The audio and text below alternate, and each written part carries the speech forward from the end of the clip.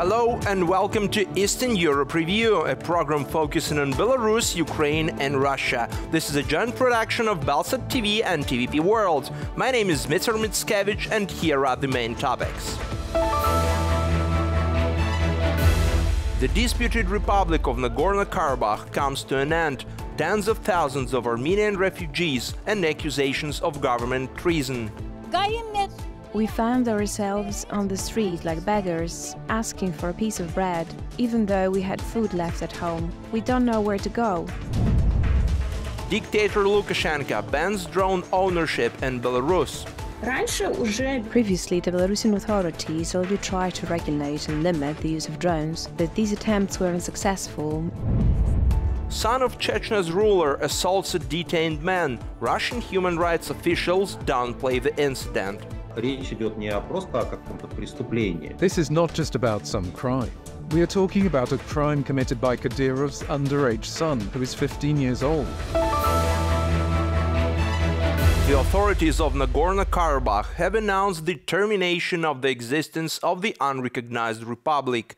The authorities have advised people to familiarize themselves with Azerbaijani reintegration conditions in order to decide whether to stay in the region. Thousands of refugees have been crossing the border into Armenia since last week. This is the border between Armenia and Azerbaijan. Nagorno-Karabakh is in the middle. The flow of refugees has not stopped here all week. People are making every effort to pack and fill their cars with belongings. Refugees have spent several days on the road attempting to leave the region's territory, which is now fully controlled by the Azerbaijani army. The last few days we barely survived. There was both shooting and bombing, not only at the checkpoints, but everywhere. Many people have been killed. We don't even know where they are now. Relatives have been standing near the borderline for days, looking in anticipation at every car that passes through the checkpoint. There is virtually no communication with the other side, and it is unknown how long Azerbaijani officials will allow people to cross the border. There were no guarantees from either the Russian, American or European side that there was some kind of corridor for people to leave. They know they can relocate, but they don't know how long it will last. Many forced migrants are sick or injured. Doctors provide first aid here at the border. And then people are sent to the small town of Goris. It has become the main center of accommodation for ethnic Armenians leaving Azerbaijani-controlled Karabakh. Margarita Sahakian makes mention of the locals and volunteers who are taking care of her and 13 members of her family as VIPs. They have been allocated 2 rooms with access to hot water, food and even sweets. Margarita describes these conditions as heavenly after months of blockade in Karabakh. However, the horror of the last days in that territory haunts her, as she recounts how Azerbaijani soldiers entered their village. A girl was slaughtered there. Not a girl, a woman. She had 3 children. They did what they wanted to her and then stabbed her. And they showed it on the internet, like they have pride or something. I don't know. Killing people, that's pride? It's an atrocity. Some people have moved inland to relatives, but many simply have nowhere to go. All the hotels and hostels in the border town are full. People need food, medicine and clothes, because many weren't able to even take the minimum of personal belongings with them. Volunteers and representatives of the Red Cross are working around the clock, but the flow of refugees is too high. We found ourselves on the street like beggars, asking for a piece of bread, even though we had food left at home. We don't know where to go. They showed us to hotels, but there was no room anywhere. They suggested we go to Void's door, but I don't even know where it is. Armenian Prime Minister Nikol Pashinyan has promised to accept all refugees from Karabakh, but it's still unclear where the tens of thousands of Armenians who don't want to live under Azerbaijani's rule will live and what they will do. These people will most likely never see their homes again. No, No one will return. We have closed this Karabakh issue forever, probably. If the world turns over, everything will be fine for everyone, because now the world is a mess. No one knows what is going on. Maybe they will give us something back. We don't have any chance. No human resources, no weapons, nothing. So we have no hope. We'll be like gypsies, like Romani. Many refugees repeat similar words and don't believe in a calm and trouble-free life in the big motherland, as they call Armenia here. Politicians in Yerevan are still concerned about finding housing for the new compatriots. First of all, officials are offering people the option to move to border villages, but most of the refugees have refused to do so. Instead, they prefer to go inland, believing that it will be relatively safer there. The Lukashenko regime in Belarus has banned individuals from using drones. Owners of these devices are required to hand them over to state authorities, while legal entities must register them with the Ministry of Internal Affairs. The regime essentially treats civilian drones as if they were weapons. While drones do have military applications, it raises the question of what threat dictator Lukashenko sees in these modern devices. Individuals in Belarus will no longer be able to use drones, neither for filming weddings, playing with kids, or running a video blog.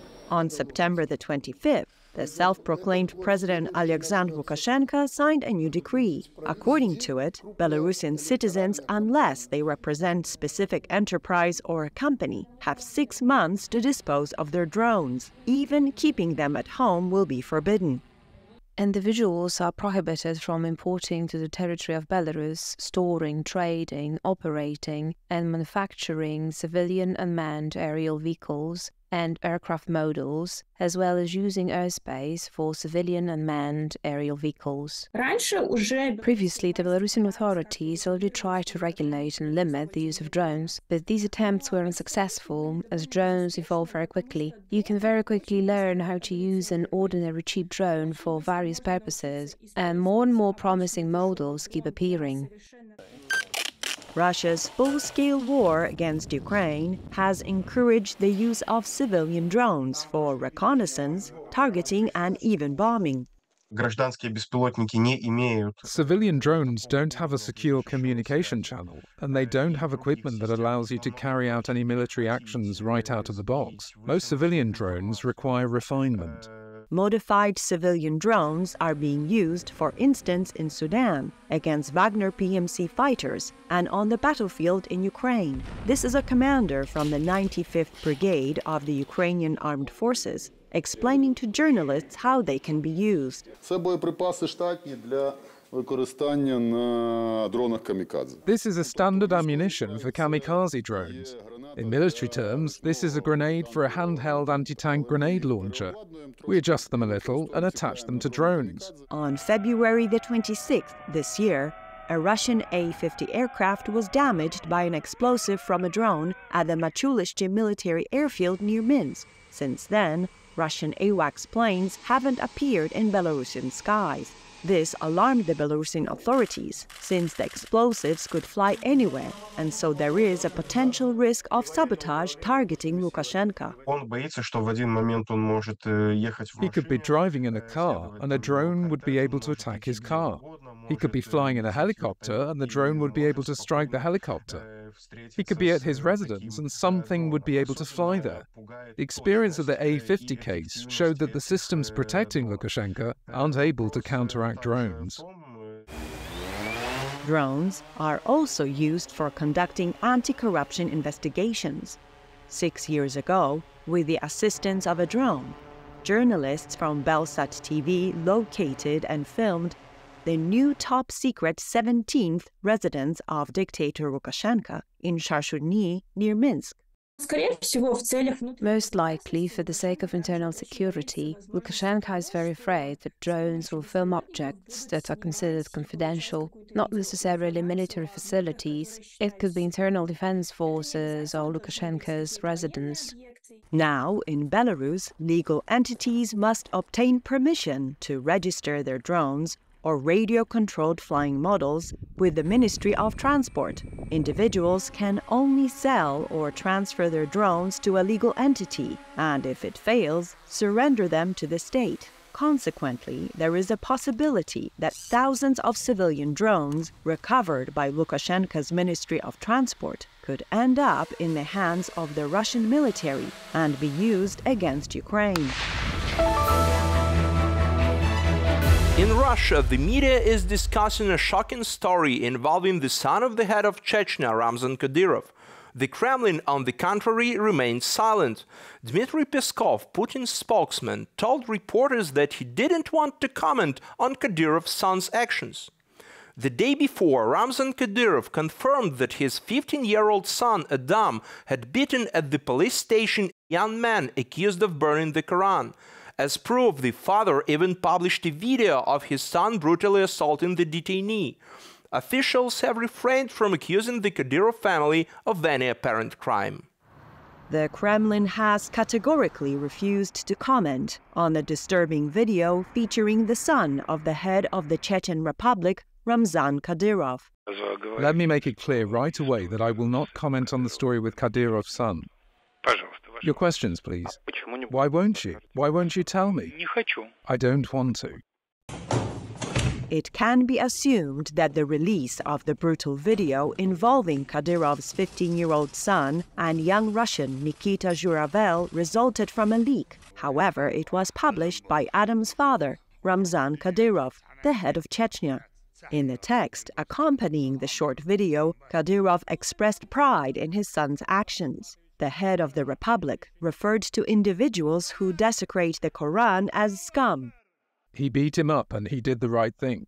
What's more, I believe that anyone who desecrates Holy Scripture, including the demonstrative burning of it, thereby offending tens of millions of citizens in our great country, must face severe punishment.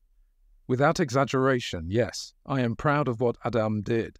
Zhuravel was initially detained in the spring on allegations of setting fire to the Quran in front of the Cathedral Mosque in Volgograd, supposedly for a reward from the Ukrainian Special Services. Instead of being held in custody in his native Volgograd, he was sent to the neighboring region of Chechnya, where almost 100% of the population practices Islam.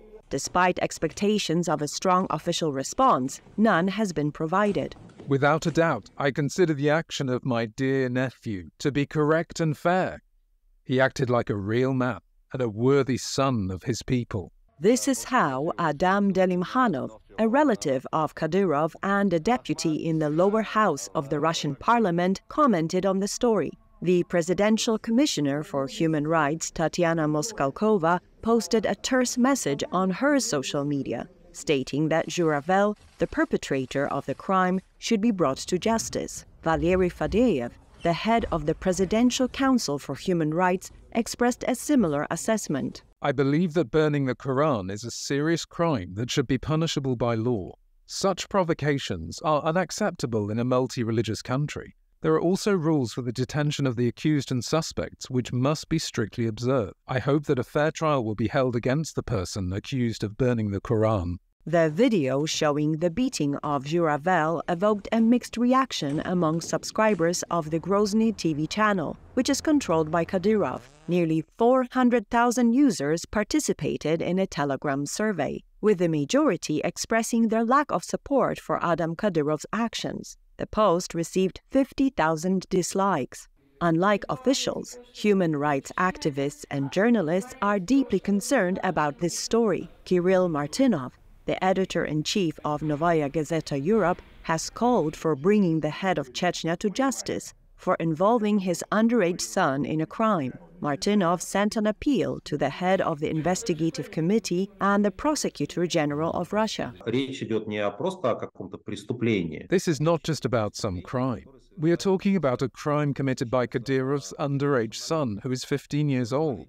It's clear that probably everyone has already given up on the entire Kadyrov family. They say, let him do whatever he wants, not only with Chechnya, but also with his relatives. But still, it seems to me that there are two victims in this story. First of all, a beaten prisoner, and secondly, a person who was told that this is the right way to behave and that he should be proud of it.